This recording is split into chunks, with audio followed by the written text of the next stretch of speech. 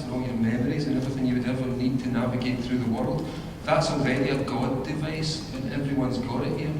It's just it's happening on quite a slow scale, so we don't even realise how divine we've become. Even since the last time we did this panel, the phones in your pocket have become so much smarter and connecting more and more people all the time. So the superhuman is here, we are on the very dawn of something here, and that's why these stories have become important again.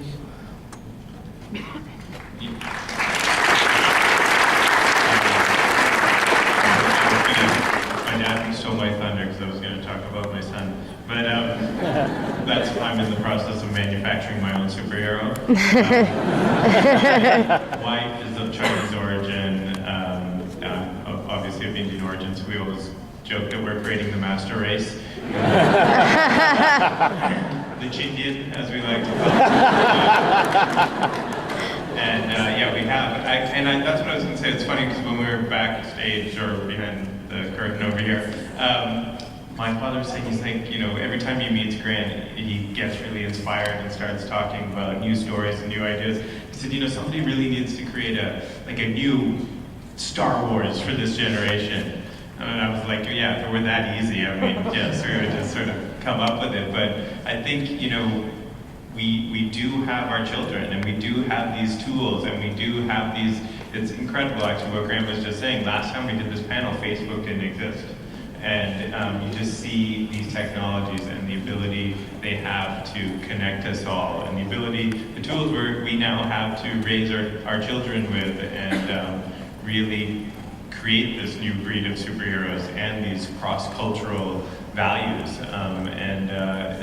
It's exciting, and I think, you know, there's a very practical way now that we're able to transform what's going on in the world. Well, these children will literally have radio telepathic implants within. You know, I've been reading about this, and they're very close to developing these things.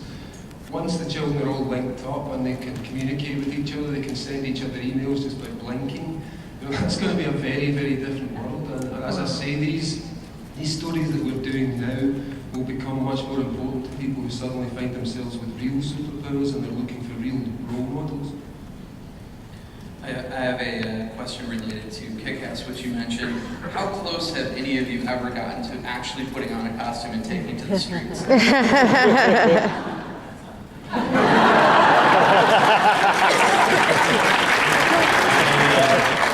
years ago in Australia, there was the Mardi Gras, and I was reluctant to go on it because I had been on Good Morning Australia and was easily recognized. So I dressed up as Antoinette, the Queen. Oh my God. Now we're going to fight crime together. The only time I ever dressed up as a superhero was quite a disappointing thing for me. It was the day the Batman TV show started in Britain, and I went out dressed as Superman. And I spent weeks making this costume, and I'd go out there, I'm all proud of myself, and everybody's going by in Batman costumes, and they just looked at me and said, get back inside. And they just walked back up. Oh. Superman came trailing in the dark, so I think I'll never again attempt to dress as a superhero. I'm wearing my Bruins t-shirt, you know, today. No, I don't know. I haven't really dressed up as a superhero as yet. But yeah, look at my dad. These like sparkly glasses he wears and the red sneakers. Those have become part of his super hero costume. We're going to start taking questions from the audience in a second here. So there's a microphone here, and just go ahead and line up if you have a question. We'll get to your questions. In the meantime, what's a recent example of like a new modern superhero who speaks really specifically to our time? I think those particular things, the Kick-Ass stuff, things like that was showing real normal people kind of reaching out to touch the superhero idea. I think we're very, very of the time. The things that we've just been through, that kind of realist superhero time was very interesting because what it was doing is the energy of the superhero was actually grounding itself. It had come so far down from on high that it was now able to even touch, you know, little kids like the kid in Kick-Ass who decides to put on a costume and has no powers other than his desire to do good. And I think they were very those things are very off the times. I think right now what we'll be looking for is a new kind of cosmic superhero. We've touched the ground with the lightning bolt, now we're going to see the human spirit rising back up again. So the cosmic superhero is likely to be the next development. I don't think anyone's quite touched that. I know the guys at Liquid are working on more cross-cultural and multicultural ideas of superheroes which will incorporate those kind of elements. So I look forward to seeing what you guys do as well as other people.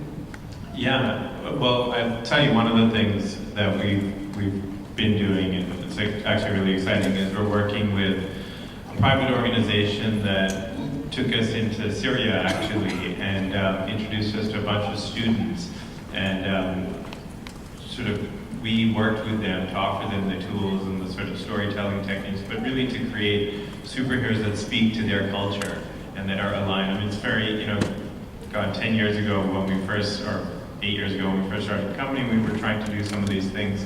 It was under a different administration, and that administration was very keen on this idea of going to different countries and bringing superheroes. Of course, they wanted us to go into the Arab world and bring Superman and Captain America, and we thought, that might not be the smartest way to go in. But so now what we're doing is, for example, we're working with these Syrian students to really create a superhero, which they created, called Silver Scorpion.